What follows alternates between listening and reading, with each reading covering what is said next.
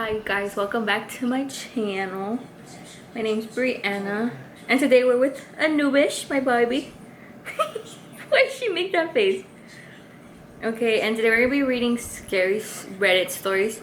So grab your snacks, agarren sus snacks, una cobija, or get ready, whatever you're gonna do, whatever you're doing while you're listening to it. Okay,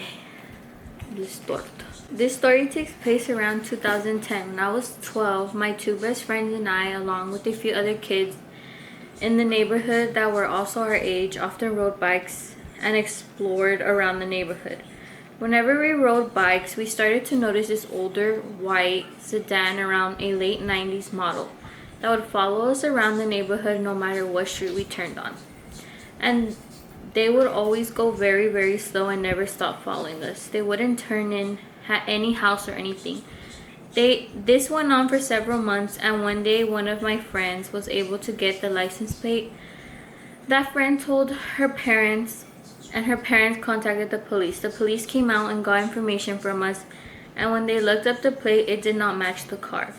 So with the behavior of this person in the car and the fact that the license plate didn't match the car, it was possible that the person was driving the car was trying to kidnap one of us and had a stolen plate. When we never were able to figure out who this person was, and to this day, 13 years later, I still think about the situation and wonder what their intentions were, especially when I'm alone walking around the neighborhood.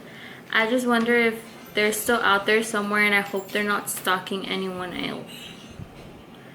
Girl, run inside your house, bitch. Nubes, por eso no te sales para afuera, ¿ok?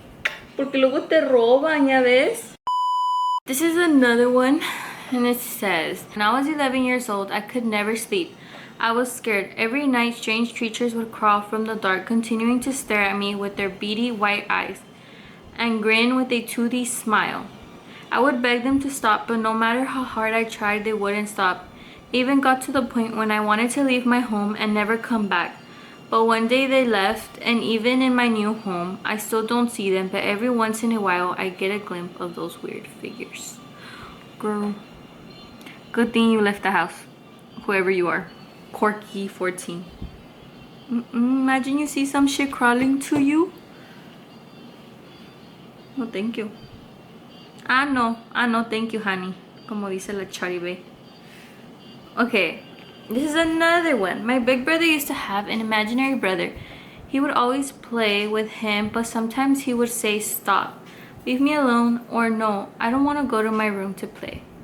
My mom would ask him, "What's going on?" and he would say, he wouldn't leave me alone. Of course, my mom had no idea what he was talking about and thought it was just him being a kid with an imaginary friend.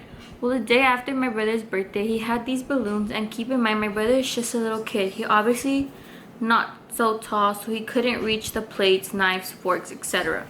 It was around 10-11 p.m. My mom heard the balloons pop, so she went outside, and my brother looked really scared. So my mom asked him, "What's happened? Did you pop the balloons?" And my brother said, freaking out, "No, it was him," pointing to his imaginary friend that my mom obviously couldn't see. My mom saw the knife next to the balloons and immediately knew that he was too short to reach any of those things. So she said, "Get out of my house." To my brother's imaginary friend, since my mom couldn't see him, she asked my brother if he left already, and he said he had left and thanked my mom. Later, about 10-15 minutes later, my cousin came over, and my cousin said that he saw a woman in all white with her hair in front of her face. Face in the front of the door. My brother said that was his mom, and she opened the door. My cousins were already inside and asked my brother if she was still there, and my brother said yes, and that she was mad. She started to yell for her to get out, and she asked my brother if she was still there. He said no. My brother is now 19 and says he still sometimes sees him in the mirror. Your brother haunted or some shit, or something's following him. Get rid of him. No, I'm just kidding. Imagine. Don't. I don't know. That's scary though. Imagine you see something in the mirror. When I was 10, me and my grandpa were driving to a ranch in Mexico. It was 3:40 in the morning. We were driving on supposedly a haunted road.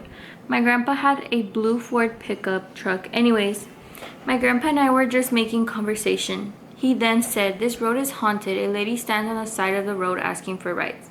So I got scared and started looking out my window for 40 minutes.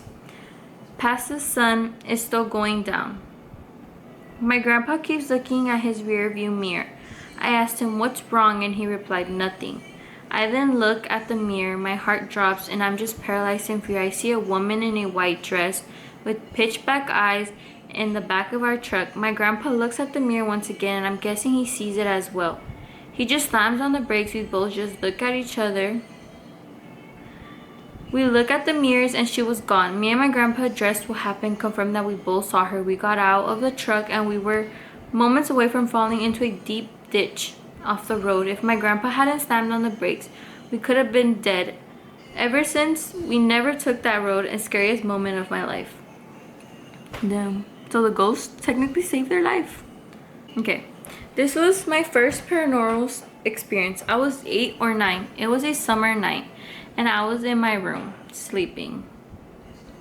Because it was so hot, I didn't need any blankets to cover myself up. In the middle of the night, I must have slipped my leg out of bed. I woke up to something scratching my foot. I don't have any pets in my house. I looked down and saw a hand under the bed. Ooh, brother, ooh. They looked really old, had really long nails, like witches' hands. I started moving, blinking and stuff just to convince myself that this stuff that I was seeing is not real. It was. I ran off and told my parents about it, but they were acting like any other parents, saying that it was just a nightmare. However, the next day I woke up, looked at my foot and saw a scratch. My bed is also fully covered in this material and doesn't have any sharp edges or anything that I could have scratched myself on. Later in my life, I discovered that in my religion there are things called jinns. There are good and bad ones. They can try to shape into humans, but every time they try, they fail. Basically, it was a jinn that night that had scratched me. Since then, I don't sleep without being covered at night. Pues ni yo. I cover myself, girl, cause And I don't put my feet down the bed either. Not even when I'm sleeping. No que me jalen una pata. No, no, gracias. But you know what? If you don't like and subscribe, that's gonna happen to you. Good night, goodbye, and thank you for watching.